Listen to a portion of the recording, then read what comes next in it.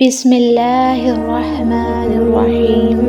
السلام علیکم۔ اعلان نبوت کے چند روز بعد نبی کریم صلی اللہ علیہ وآلہ وسلم ایک رات مکہ کی ایک گلی سے گزر رہے تھے کہ انہیں ایک گھر میں سے کسی کے رونے کی آواز آئی۔ آواز میں اتنا درد تھا کہ آپ صلی اللہ علیہ وآلہ وسلم بے اختیار اس گھر میں داخل ہو گئے۔ دیکھا تو ایک نوجوان جو کہ حبشہ کا معلوم ہوتا ہے چکی پیس رہا تھا اور زاروں قطار رو رہا ہے۔ آپ صلی اللہ علیہ وآلہ وسلم نے اس سے رونے کی وجہ پوچھی تو اس نے بتایا کہ میں ایک غلام ہوں، سارا دن اپنے مالک کی بکریاں چراتا ہوں، شام کو تھک کر جب گھر آتا ہوں تو میرا مالک مجھے گندم کی ایک بوری پیسنے کے لیے دے دیتا ہے، جس کو پیسنے میں ساری رات لگ جاتی ہے۔ میں اپنی قسمت پر رو رہا ہوں کہ میری بھی کیا قسمت ہے، میں بھی تو ایک گوشت پوست کا انسان ہوں، میرا جسم بھی آرام مانگتا ہے، مجھے بھی نیند ستاتی ہے، لیکن میرے مالک کو مجھ پر ذرا بھی ترس نہیں آتا۔ کیا میرے مقدر میں ساری عمر اس طرح رو رو کے زندگی گزارنا لکھا ہے؟ نبی کریم صلی اللہ علیہ وآلہ وسلم نے فرمایا کہ میں تمہارے مالک سے کہہ کر تمہاری مشقت تو کم نہیں کروا سکتا، کیونکہ وہ میری بات نہیں مانے گا۔ ہاں، میں تمہاری تھوڑی مدد کر سکتا ہوں کہ تم سو جاؤ اور میں تمہاری جگہ چکی پیستا ہوں۔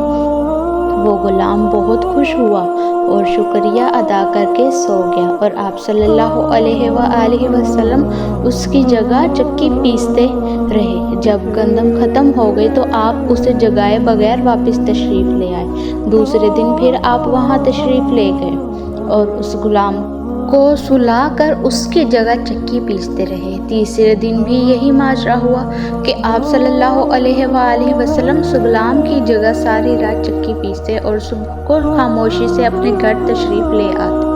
چوتھی رات جب وہاں آپ صلی اللہ علیہ وسلم گئے تو اس غلام نے کہا، اے اللہ کے بندے، آپ کون ہو اور میرا اتنا خیال کیوں کر رہے ہو؟ ہم غلاموں سے نہ کسی کو کوئی ڈر ہوتا ہے اور نہ کوئی فائدہ، تو پھر آپ یہ سب کچھ کس لیے کر رہے ہیں؟ آپ صلی اللہ علیہ وآلہ وسلم نے فرمایا کہ میں یہ سب انسانی ہمدردی کے تحت کر رہا ہوں، اس کے علاوہ وہ مجھے تم سے کوئی غرض نہیں۔